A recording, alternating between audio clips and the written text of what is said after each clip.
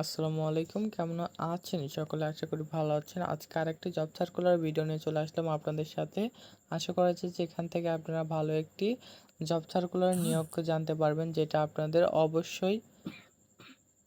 অবশ্যই আপনারা এখানে জবটি যে আপনাদের ইন্টারেস্ট থাকেন তাহলে অবশ্যই কিন্তু এটা অ্যাপ্লাই করতে পারবেন। আর জব সার্কুলার বিষয়ে আপনারা জানতে হলে আমাদের চ্যানেলটিকে সাবস্ক্রাইব করে রাখতে হবে, তাহলে নতুন নতুন জব সার্কুলার বিষয়ে জানতে পারবেন। তো অবশ্যই সাবস্ক্রাইব করুন। আর আজকের অ্যাপ্লাইটি বলতেছি হচ্ছে সমাজসেবা অধিদপ্তরের নিয়োগ বিজ্ঞপ্তি।